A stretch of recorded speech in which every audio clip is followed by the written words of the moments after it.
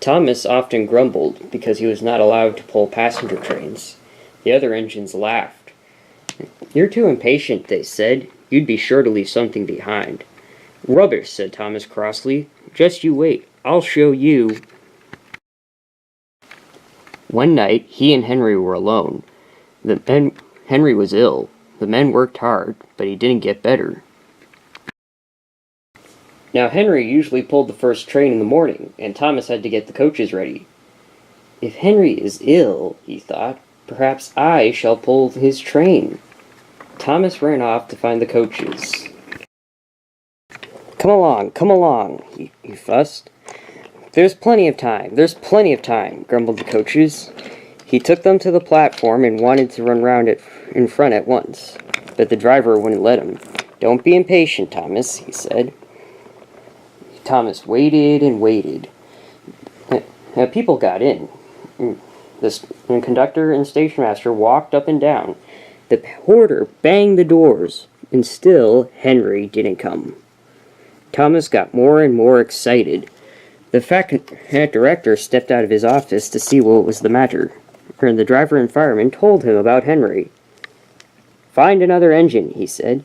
"There's only Thomas," they said. "You'll have to do it then, Thomas. Be quick now."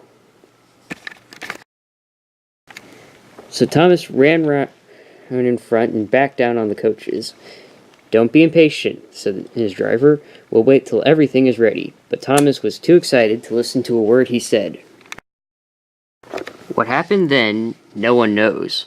Perhaps they forgot to couple Thomas to the train.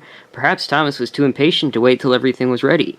Or perhaps the driver pulled the lever by mistake. Anyhow, Thomas started. And people waved and shouted, but he didn't stop. "They're waving because I'm such a splendid engine," he thought importantly. "Henry says it's hard to pull trains, but I think it's easy. Hurry, hurry, hurry," he puffed, pretending to be like Gordon. As he passed the first signal box, he saw the men leaning out and waving and shouting. "They're pleased to see me," he thought. "They never seen me pulling a train before. It's nice of them to wave." And he whistled, "Peep, peep, thank you," and hurried on. But he came to a signal at danger. "Bother," he thought. "I must stop, and I was going so nicely, too. What a nuisance signals are." And he blew an angry peep, peep on his whistle. One of the signalmen ran out. "Hello, Thomas," he said. "What are you doing here?"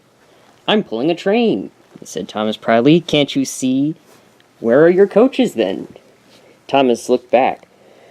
"Why, bless me," he said, "if we haven't left them behind." "Yes," said the signalman. "You better go back quickly and fetch them."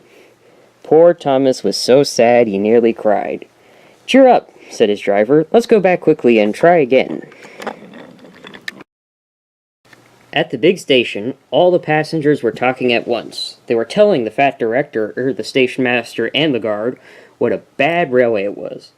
But when Thomas came back, they saw how sad he was and couldn't be cross. He was coupled to the train, and this time he really pulled it.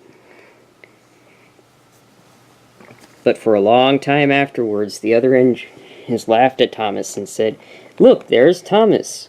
He wanted to pull a train, but forgot about the coaches."